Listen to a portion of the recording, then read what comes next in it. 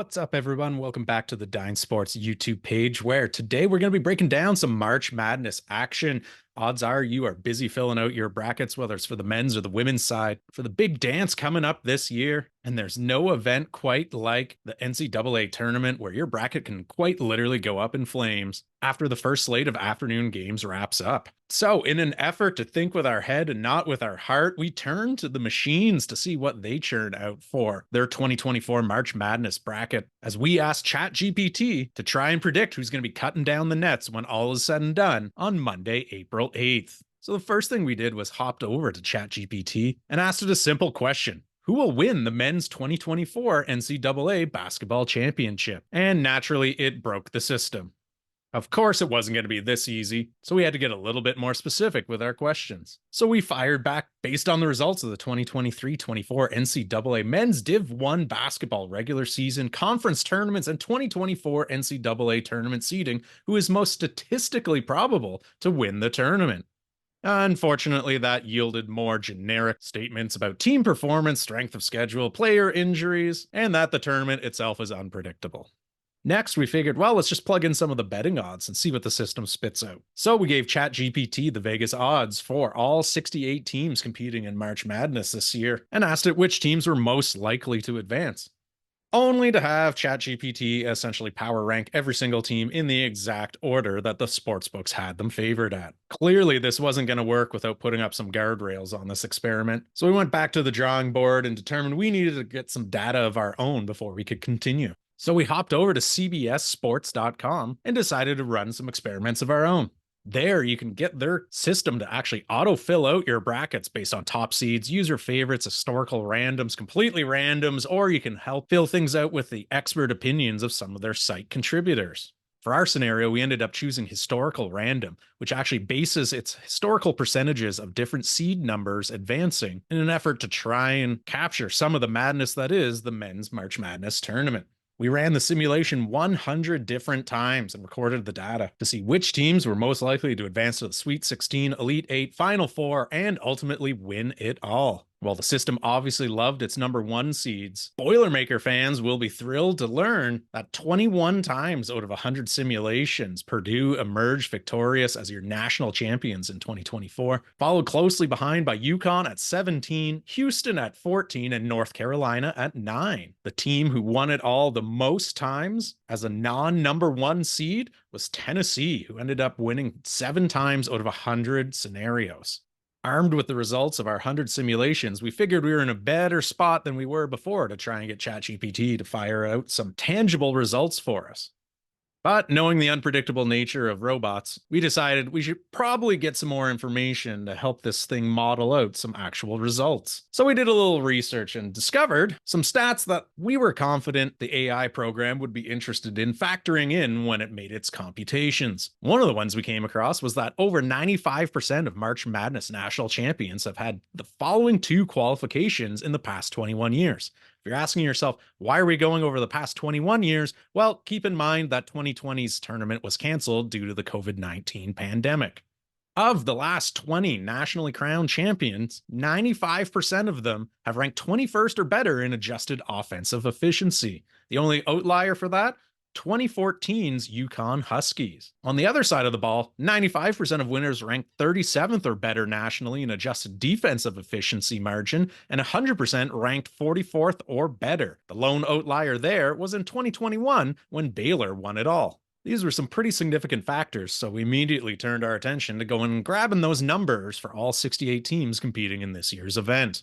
That took us to our next stop, KenPom.com, a college basketball statistical treasure trove founded by this guy, Ken Pomeroy. If you're asking yourself, who the heck is Ken Pomeroy?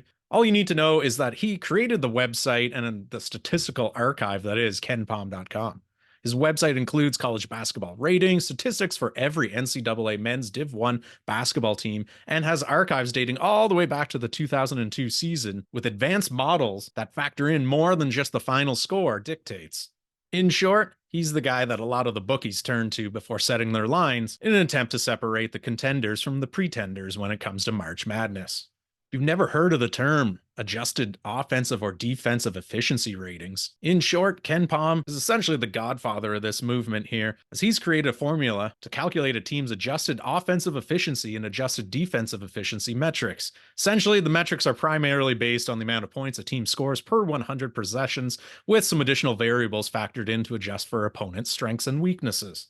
And as you can see from 2024 Pomeroy College basketball ratings, they've created a whole litany of advanced mathematic calculations to try and decipher who's truly had the best college basketball season to date. As you'll see here, even though UNC ended up getting a #1 seed overall, Ken Pom's ratings have them as 9th in the nation, with teams like Duke, Arizona, and Tennessee all ranked ahead of them.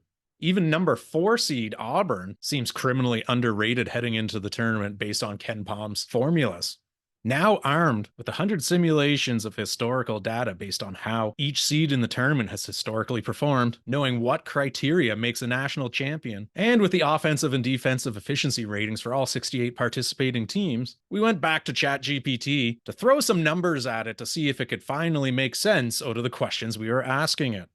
When we set up our new framework and plugged it in, suddenly ChatGPT was able to make sense out of the task at hand and actually began running some numbers for us.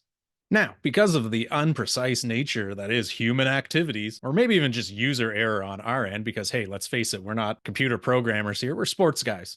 There's a high degree of probability that we input something in a less than optimal way. The system ultimately didn't give us exact percentage points as far as who it expected to advance in each scenario, but as you can see here, rather gave us a range of outcomes. In this case, Team A winning between 51 and 55 games out of a 100-game simulation against Team B, which is what we based our picks for the bracket off of at the end of the day.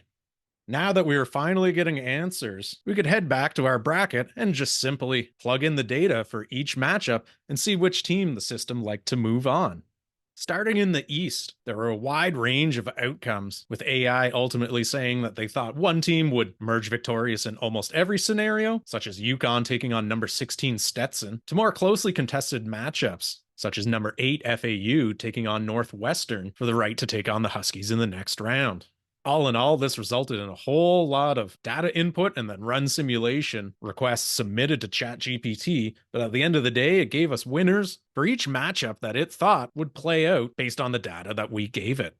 That means that UConn trounced Stetson, Northwestern with a slight upset over FAU, San Diego State taking care of business against UAB, Yale defeating Auburn despite the fact that we just told you that Ken Pom loved their offensive and defensive ratings. So you gotta chalk that one up to one of those March Madness upset specials. BYU taking out Duquesne, Illinois ran roughshod over Morehead State, Drake upset Washington State, and Iowa State took care of business against South Dakota. In the second round, UConn continued their dominance with another easy projected victory over Northwestern. Yale's Cinderella run lasted all of one day as San Diego State bounced the Bulldogs in round 2. Illinois handled BYU, and Drake kept things moving against a high-powered #2 ranked Iowa State team. That left UConn against San Diego in a 1-5 matchup, which the Huskies advanced, and Illinois putting an end to Drake's run to the Sweet 16 to set up a Huskies versus Illini Elite 8 matchup. At the end of the day, Chalk moved on, and the #1 seed is projected to come out of the East. Heading over to the other side of the bracket in the South, bizarrely, Houston barely squeaked by Longwood in the simulation, winning only between 60 to 65% of the time against Longwood, which was easily the lowest percentage out of any of the 1 seeds this year. Nebraska then took care of business against Texas A&M, Wisconsin handled James Madison, Duke took out Vermont, Texas Tech downed NC State, the surprise ACC champions. Kentucky handled Oakland, Florida defeated the winner of the play-in Boise, Colorado game, and Marquette took out Western Kentucky, meaning Chalk rocked in round 1 of the South Conference. In round 2, Houston would then down Nebraska, handily this time, winning 80% of the matchups. Duke took out Wisconsin, Texas Tech upsets Kentucky, and Marquette handled Florida. This resulted in a Houston-Duke Sweet 16, which the Cougars punched their ticket to the next round, and Marquette handled their business against Texas Tech.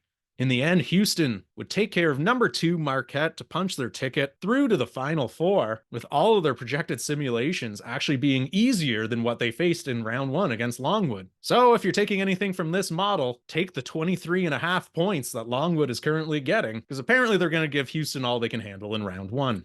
Swinging down to the West bracket, Carolina had no problem dealing with the play-in winner of Howard versus Wagner. Number 8 Mississippi State ousts the Michigan State Spartans. Grand Canyon down St. Mary's for the first upset of the bracket. Alabama handles business against Charleston. Clemson defeats New Mexico. Baylor downs Colgate. Nevada with a slight upset 10-7 against Dayton. And Arizona sends LBSU home packing. The second round matchup saw 1 versus 8 as North Carolina advanced yet again. Alabama is thrilled to go up against Grand Canyon and handled them in 95% of the simulations. Baylor down Clemson, and Arizona defeated Nevada. That left North Carolina to take on Alabama, which the Tar Heels had no problems advancing, and Arizona played Baylor in a very closely contested 55 simulations in advantage for the Wildcats there to move on against North Carolina. And in our first upset, as far as Final Four participants are concerned, number 2 Arizona downs North Carolina in another tightly contested matchup as Arizona heads to the Final Four to take on the UConn Huskies. Which leaves only the Midwest region. CBS's randomized simulator, based on the historical data of seeds, loved Purdue. Let's see what the AI thought of their chances here. The Boilermakers had no issues getting past the 16 seeds, so no 16-1 seeds in 2024, according to the models. Number 9, TCU with a slight upset over number 8, Utah State. McNeese downs Gonzaga in the first true upset of the Midwest region. Kansas handles business against Samford. Oregon bounces South Carolina in an 11 versus 6 matchup. Creighton downs Akron. Texas is eliminated by the play-in tournament winners between UVA and Colorado State. And there's no deep run for the St. Peter's Peacocks this year as Tennessee bounces them in the first round.